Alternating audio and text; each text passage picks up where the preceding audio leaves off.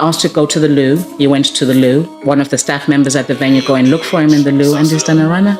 And he just kept saying, if I were to change my mind, would you be able to just come back and do it later on? I don't think I'll be able to get the words out. So he made it sound like he was nervous to stand in front of people. No, I don't know what happened, and there might have been infidelity on her part. Ooh, so I think I never expected that. So he left that ceremony. That's what the streets were saying. And when the groom had gone into his car and just driven off, he just drove off. No idea where he didn't say bye to was it like a big? Was it how many people? Because you know that you can have about 200 guests. Yeah, it was an outdoor wedding. Hey guys, and welcome back to another episode of the Bride's Room. It's your girl, authentic Aisha, back with another one. And today we have, you know what, rather than myself doing the introduction, why don't you do the lovely introduction? Close to the mic. Oh, close to the mic, much closer. Okay. I'm Vim Bai. Everyone calls me Vim. I am a celebrant and wedding officiant. Lovely. My job is to marry people. I think that's the best way to describe it. Mm-hmm. A lot of people don't know what a celebrant is. Yep. And when they hear wedding officiant, they still think, do you mean you like a pastor? Are you like part of a church? Yeah. Or do you work for, the courts or whatever? Yeah. And I think the best way to describe what a celebrant does is, if you think when it's time to get married, you've got three options. Mm-hmm. The first option is you can get married in your church and have a religious ceremony. The second option is you can get married at the register office. And that's a registrar who does that job. The third option is you can have a wedding officiant/celebrant, which is what I do. And then there's differences on the three different types of ceremonies. Okay. The type of ceremonies celebrants typically provide are the ceremony is completely personalized to the couple. Okay. So there's as a celebrant, we don't have a time limit. So you can get married anytime. Question. Yes. So are you like in the films when people are like, let's get married in Vegas? Are you like that person? Exactly. That's the type of, that's exactly what. Wow. Okay. Absolutely. That's the best way. I should have just opened with that. You just said that. I should have just said that. When like Britney Spears got randomly married. Was it Britney Spears? Or am I making this up? Or like in films, they just used to get married like in Vegas. Exactly that. Or if you think of when people say we're going to have a ceremony and just the two of us on a beach in Santorini. Yeah. And the person that they would have wouldn't be a priest and it wouldn't be a registrar. It would be a celebrant, a wedding officiant. Someone who makes it really personal and it's just about the couple. Amazing. Okay. And for those that don't know, a little birdie told me that you were on Don't Tell the Bride. Am I making that up? Or? No, I wasn't on Don't Tell the Bride. Which one was it? My very first ceremony was a Don't Tell the Bride type ceremony. So the person that reached out to me was the groom. Her husband, obviously now, they've been married 2 years, and he wanted to surprise her for her birthday with the wedding. So he found all the suppliers. Oh, wow. And her entire wedding day. Okay. They'd been engaged for about 7 years. And so he'd known what type of dress she'd want, what type of flowers she'd want, how many people she'd want, where she'd want to get married. And he just like sprung it on her. And then did everything. Wow. It actually worked out, although when I tell the story, people just think, that is crazy. So we'll get into that because that is wild. But I just want to say, welcome to the Bride's Room. Let's get into that because there's a lot of like narratives that run online. Yeah. And one of them that I see is always, you know what, weddings are so expensive. So for me, I was one of the brides that I didn't really care how much money the wedding costed. I wanted what I wanted, obviously within like what I could afford, but as much as I could get for my money is what I was going to do. Yeah. And there's some people that just don't see the value in that. And they're kind of like, no, like, why do I need to like hire this really expensive hall or spend like grands on my wedding dress and makeup? Like, I just want to like start my life with the person that I love. And I think it's really important to probably teach people how to go about that process. Should like a listener be one of those people, like, how do I elope? I take it like you would be like a person. I take it. I'm assuming you've done quite a few eloping type of weddings. I've done a few elopements. Mm-hmm. I think the best way to think about it is when you're planning your wedding, when you've got this vision for your wedding day, as a bride or groom, what is the most important thing to you? Okay. What have you always said, when the day I get married, this is what I want? And if that's, this wedding dress by this particular designer you followed for months or years or whatever, or if it's a particular venue, or if you prioritize the party, then make sure you put your money there first and then everything else trickle back. The people that hire me always hire me because they're thinking the most important part of the day is the ceremony. I want to write my vows. I want them to be personalized. I'm not a writer, so I'm going to look for someone who can write vows. I want someone who will add a completely personalized twist to my ceremony. So every word has to be about our love for each other. So this episode is for the real lovers. It is. This is really for the real. So if you're not a lover, just come on, just turn it off. Just go. Because this episode is not for you. Yeah, if you're looking for drama, God, no. Just a lover time. Today we're going to learn, how do we write those oh so special vows? How do we have the ceremony that we've dreamed of? How do we elope? What does that entail? How do we book you? How do you know right from wrong in this process? Because this is all new to me. So I'm all ears to everything that you have to say today. I love talking about it because I realize, even just in my personal life, if I explain what I do, a lot of people will be like, well, you really need to, I've never heard of you, so I don't even understand how you have customers or clients. Okay. Well, good to go. Customers or clients, because I've never even heard of what a celebrant does. So if I say, if a ceremony is important to you and you want to write your vows, look for a celebrant, because when you get married at church and when you get married when you go to the register office, you can't personalize those vows. I was a registrar for 10 years before becoming a celebrant. Oh, okay. And that's how I fell into the... Okay, so you're not new to this completely. Because when you said 2.5 years, I was like, oh, that's quite new. No. But you've been in the industry as a whole for almost 15, nearly 2 decades. Amazing. Yeah, so that's how I started. I started as a registrar, and then more and more people would come and get married on a Tuesday or Wednesday. And every register office in the UK has to offer what's called a basic or statutory ceremony. And what that is when you pay £57 plus £12 it is now for your marriage certificate. So just £68, and you go into the register office, the two of you and 2 witnesses sign and say the declaratory words, and you're married legally. Question. Yes. Are you sure it's £68? Because I don't recall paying £68 for my now that's registry. The law, so it has to be 68. But by minimum. Yeah, no. So if you go for a statutory or basic ceremony, I know. I know. So you have to ask for that specific ceremony, which is why I keep saying it on here. When you phone up, you say, I'm wanting a basic ceremony. That's what it's sometimes called. Or it's called a statutory ceremony, which means it's the most basic level of ceremony type for you to get legally married in the UK. So some of us have been getting finessed. I wouldn't use that word. Because I paid about, like $600 to $900. I can't remember how much it was now. Yeah. Did your registrar come out to your venue, or did you go to the registrar office? It was part of the venue. Yeah, you see, so you never have to take that up, because if more people knew about what a celebrant does, it's basically someone like me who, if you go and get married on a Tuesday or Wednesday, sometimes it's Mondays, depending on the registrar office in the district that you live in. You can get married for the price that I've just said, and then on the Saturday at your venue, have a celebrant do your ceremony.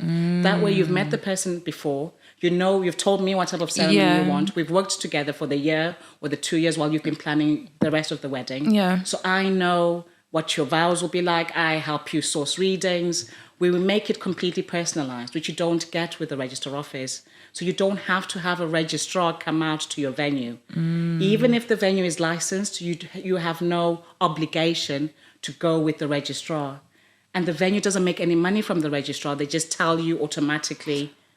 That's why I said it's not finessed per se. You can get a statutory ceremony. Everyone, anywhere, as long as you live in the UK. And that is £68 as of 2024. So, if you're listening to this in 5 years' time, I can't guarantee that that's going to be the price. And let's just say that's 2023 prices. So even if it goes up, it will only be like a £5 or £10. In the 10 years I was a registrar, it never goes up ridiculously for the basic or statutory ceremony. Perfect.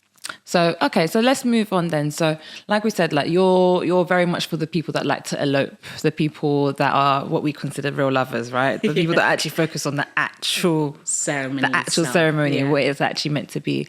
Okay, so they book you, they do the statutory. Now, when it comes to things like, before we get into the wholesome stuff, I have a few questions that I want to know. And my questions have been like, okay, as a celebrant. Yes. How has that experience been as a whole for you? Like the most amazing. Yeah, there's nothing better than it. I think, again, I know I keep saying it, the lovers are the ones that would look for someone like me. So, yeah, the people that would look for a celebrant, would type celebrant, look for it on social media or on Google, are people who usually already know what a celebrant offers. I just happen to offer something slightly more. I'm not taking away from other celebrants, but I have a talent or a skill for poetry. So I guarantee that when you book me as your celebrant, not only do I help you write the vows and help you source the readings, I will also send you out 2 questionnaires to each of you as the couple. Yeah. You fill them in, 15 or 16 questions, very basic questions, just how was it when you realized you'd fallen in love? Where did you first meet? But from that information, I then create a poem and I tell your love story on the day. Oh, wow. So as part of your ceremony, we'll have the vows, we'll have the readings, and then I'll also go into, as almost a thank you to your guests for being part of your journey, I then present this poem to them based on your love story. And I match it to your personality. So if you're people that are, have a really quirky sense of humor, I'll make sure the poem is written in that way. If you're proper lovers and you want sentiment, then I write it that way. Oh, you're making me want to get married all over again. Wow, that is so lovely. Yeah. And because you've written it separately, because you answered separately, you don't know what each is going to say about the other. Because there's a lot about, what is the one thing you really love about your partner?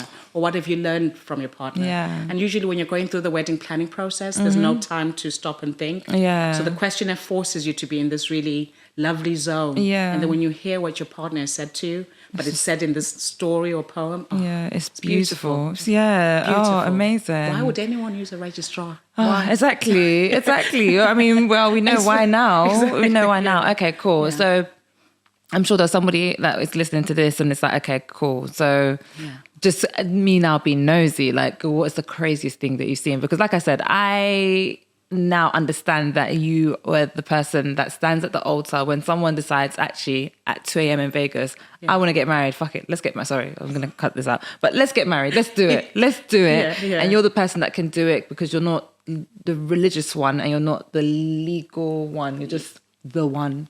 Yeah. I love it. Yes, I am the one. Right? The one that marries people. So have you ever seen like a runaway bride? Like the stuff that we see in movies, is that stuff real? Yeah, unfortunately. When I first started... Is that actually real? Yeah, when I first... I thought you were going to say unfortunately not. only one, it was actually Runaway Groom. Oh. Yeah, grooms get really nervous. And I get it because...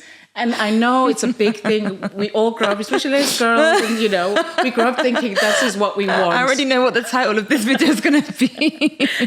And I say runaway, bless him, but he's, before, as a registrar, this doesn't happen as a celebrant. So as a registrar, as part of the job, you go into the venue or whatever, and about 10, 15 minutes before, you speak to the bride separately to make sure she's happy to go ahead and she's of sound mind, and you do the same with the groom. Yeah. And grooms are usually really nervous at this point, and this particular groom was more nervous than usual. And he just kept saying, if I were to change my mind, would you be able to just come back and do it later on? And we explained that, no, I've got 8 weddings on today. It's a Saturday. When you're at the registrar office, it's one after the other. Oh, yeah. So I can't change your slot.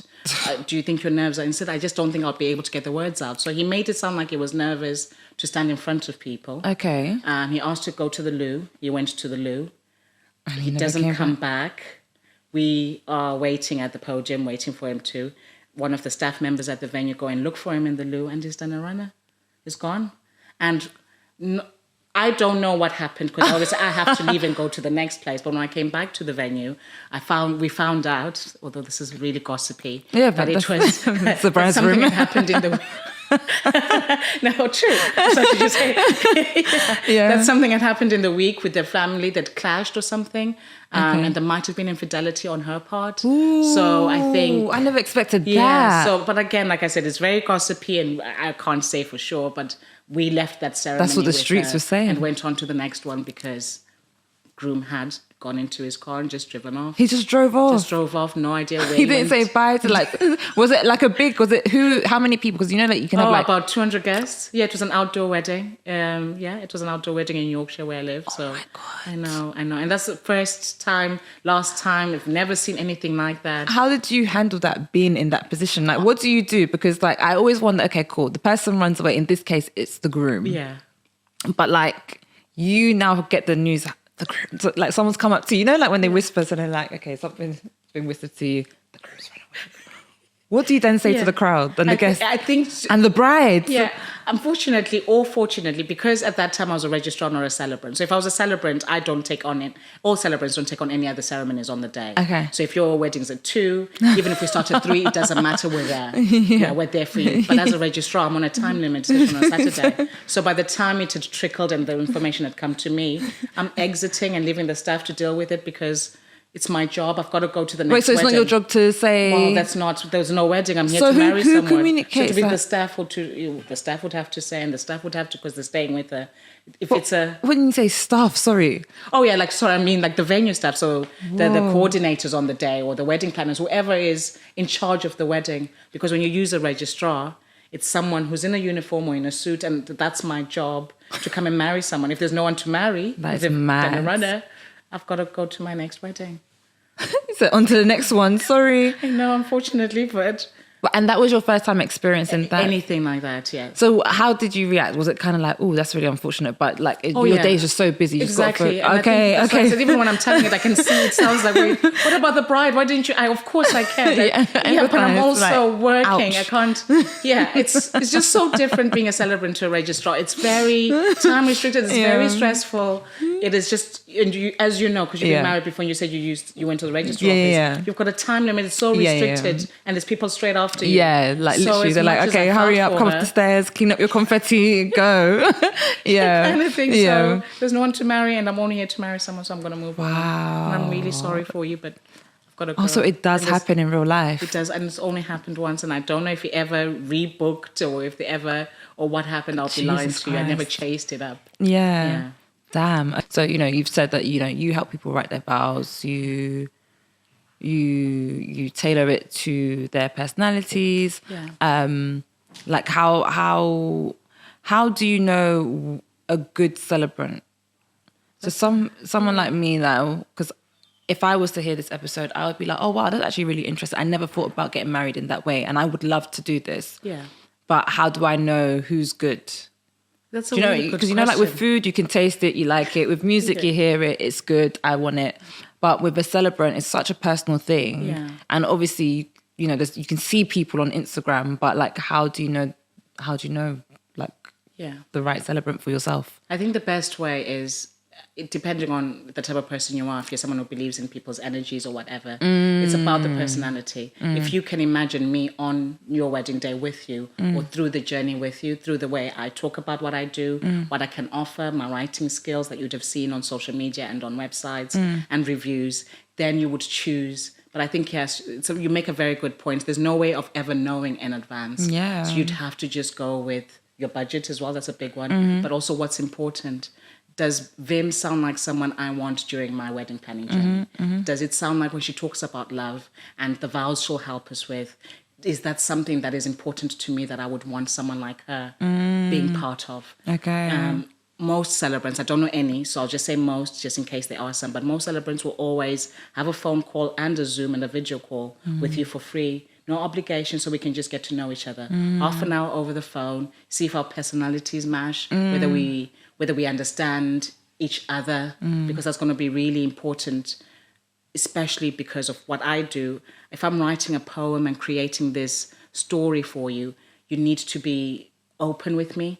So if I send you a question and you don't answer some of the questions, then I can't put something together. But if you think, I trust in Vim's capability and I trust in her talent or her skill, and all the reviews are great, and, I've read about how amazing the poem was and how the guests are still talking about the ceremony over and above everything else, then I know that that's who I want to marry me. Yeah, that's lovely. So I think it is that we just sell ourselves. Okay, so then on that basis as well, and you said something really, something that I definitely did when I was like planning my wedding, which was energy. Like if our vibe is not vibing, I don't care like how many followers you have. Like I don't care if something is, my spirit is not taken to it, I'm not booking it or I'm not going ahead. Yeah.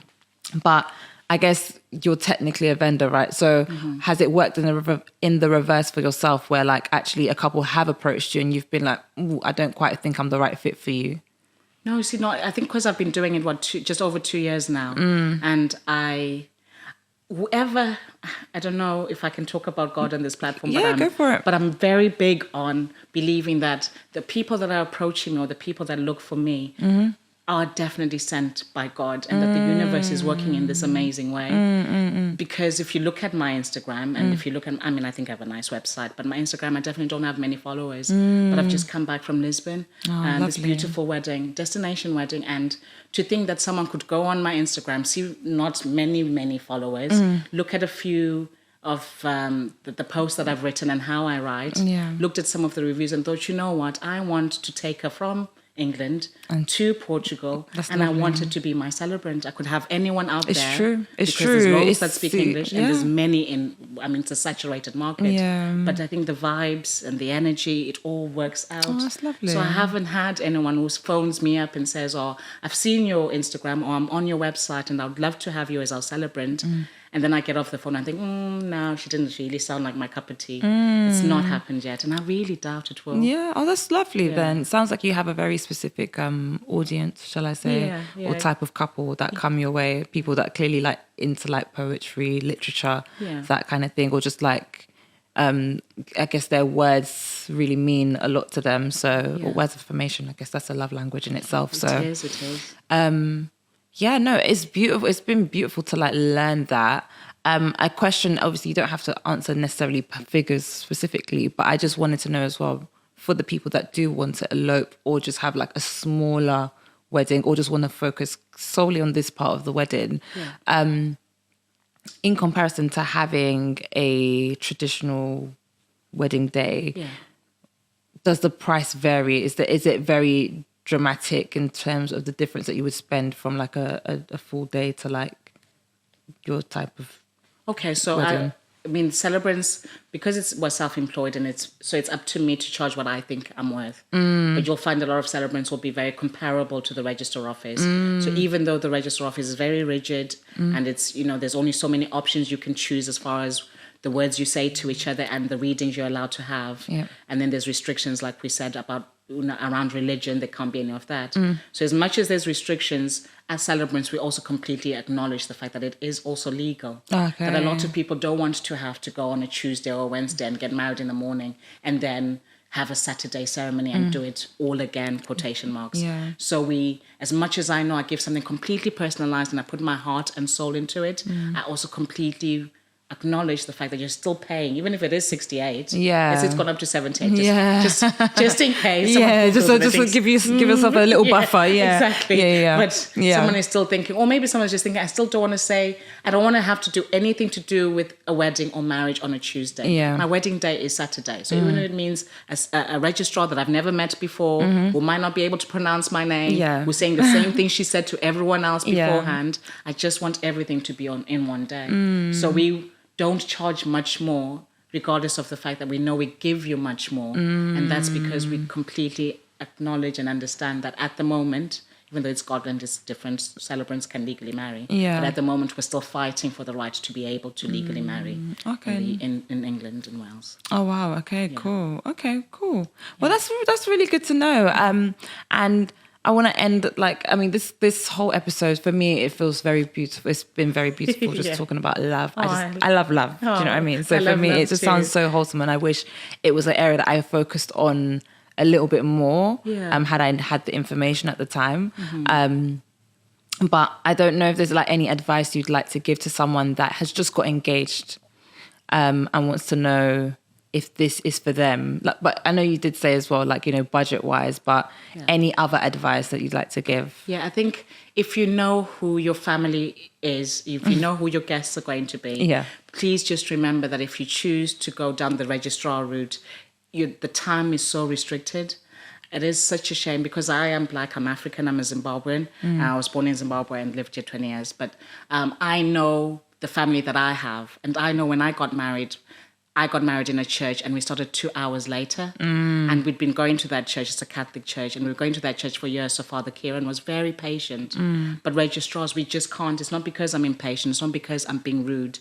I have a ceremony somewhere else, 10 minutes down the road, 30 minutes down the road. So if you're late, I can't marry you. I have to literally leave the premises and you don't get the marriage on the day. You'll do everything else, the party and the dinners and the speeches. So if you know, even if you're not a lover type person, just think about what is really important and who do you have as your guest. Think about when you're planning what would look and sound right and what would give you the less amount of stress. And if that means having a celebrant because they are not rushing you, I will never be sat there thinking, well, hair and makeup should have been done an hour ago. Absolutely not. I'll be chilling with the guests. I'll be talking to them. I'll be telling them to be excited for them, to anticipate this beautiful story we're about to give as part of the ceremony and how you've written your vows. So I'm keeping them busy while you are doing what you're doing. So just think of what's really important to you and tick that off and then find vendors or suppliers that will match that. Lovely. Yeah. Oh, fantastic. Yeah. Well, I just want to say thank you, Vim, so much for coming to the Bride's Room. I'm so happy we finally... I know, right? We finally met. I'm so happy. I feel like, obviously, I've had this massive break. Well, I feel like it's massive. It's only been like 4 or 5 months, but still... I can't believe you're back at it. I know, I would have taken the rest of it. I know, right? No, but I'm so glad that we finally got here. We've got you in the Bride's Room. Somebody's definitely going to take something from this today. You know, the people that want to elope, you elopers. I hope we have finally answered some of your questions today.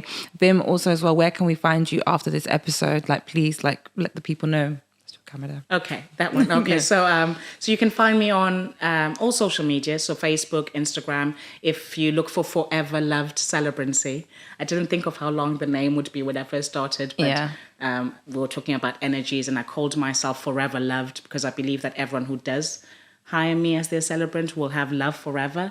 So I'm just putting the energy out there. So Forever Loved Celebrancy on social media. And then my website is foreverlovedcelebrancy.com.